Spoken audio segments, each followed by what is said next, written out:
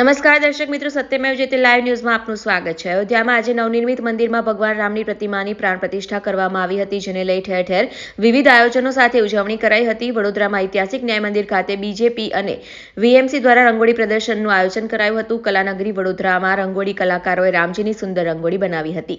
બાળ સ્વરૂપમાં રામજી, ધનુર્ધારી રામજી જેમ અલગ અલગ કૃતિ રંગોળીમાં માધ્યમથી બનાવી છે। આ પ્રસંગે સાંસદ રંજનબેન ભટ્ટ, ગુજરાત વિધાનસભાના મુખ્ય દંડક તેમજ રાવપુરાના ધારાસભ્ય બાલકૃષ્ણ શુક્લા સહિત રાજકીય કલાક્ષેત્રના અગ્રણીઓ વિશેષ ઉપસ્થિત રહ્યા હતા।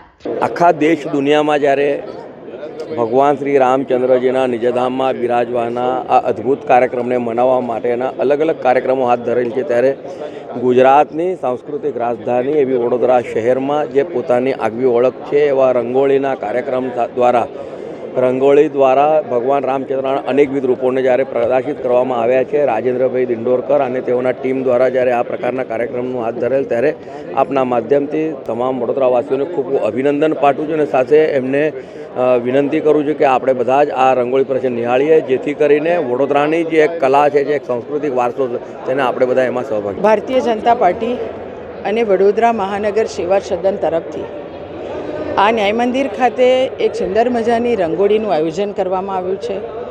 વડોદરાના રંગોળીના કલાકારો સુંદર કૃતિ દ્વારા દીકરીઓ અને દીકરાઓએ સુંદર મજાની રામલલ્લાની કૃતિ કરીને રંગોળીના માધ્યમથી તેમણે ભક્તિ કરી છે। સુંદર મજાની રામલલ્લા, બાળ રામલલ્લા છે તો ધનુર્ધારી રામ પણ છે, તો એની સાથે રામલલ્લા ભગવાન આપણા વડાપ્રધાન નરેન્દ્ર મોદીજીને આશીર્વાદ આપતા રામલલ્લાને પણ બતાવ્યા છે। તો અલગ અલગ કૃતિના માધ્યમથી આપણા રંગોલીના કલાકારોએ વડોદરાની કલાને પ્રસ્થાપિત કરી છે। હું તમામને ખૂબ ખૂબ અભિનંદન, ખૂબ ખૂબ શુભેચ્છા પાઠવું છું। જય જય શ્રી રામ। અમે 32 કલાકાર છે અને કુલ મળીને 23 રંગોળી અને 50 એવા પેઇન્ટિંગ છે, જે બધા રામ ભગવાનના જીવન પર જ આધારિત છે, બનાવ્યા છે। અને બધાના સબ્જેક્ટ અલગ અલગ છે, તમે જોઈ શકો છો અહીંયા બધા બહુ સબ્જેક્ટ છે। સો અમે કાલ 3-4 દિવસથી રંગોળી કરી રહ્યા છે અને આજે એનું ઇનોગ્રેશન છે। પાવન અવસર પણ આજે અમે ઇનોગ્રેશન રાખેલું છે। સો તમે અહીંયા જોઈ શકો છો બધા બહુ જ પ્રકારની રંગોળી અમે બનાવી છે અને રામ ભગવાનના જીવન પર જ બનાવી છે।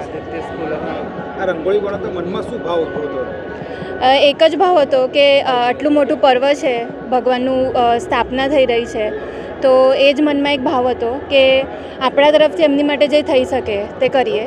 અને અમારા ગુરુ છે શ્રી રાજેન્દ્ર દિંડોરકર, એમના મેન્ટર છે અમારા, અને એમના એક કીધું એમને જે રીતે અમે એ પ્રમાણે જ બધાએ કામ કરેલું છે। 30 તારીખ સુધી છે, સવારે 10 થી 8 લોકો અહીંયા આવી શકે છે। એની માટે કોઈ જ તમને ફી આપવાની નથી, તમે નિઃશુલ્ક અહીંયા જોઈ શકો છો। મારું નામ મહેશ્વરી ભોગલે છે, મારી પણ અહીંયા એક રંગોળી છે। રિપોર્ટર સની સિંધે, સત્યમેવ જયતે લાઈવ ન્યૂઝ, વડોદરા।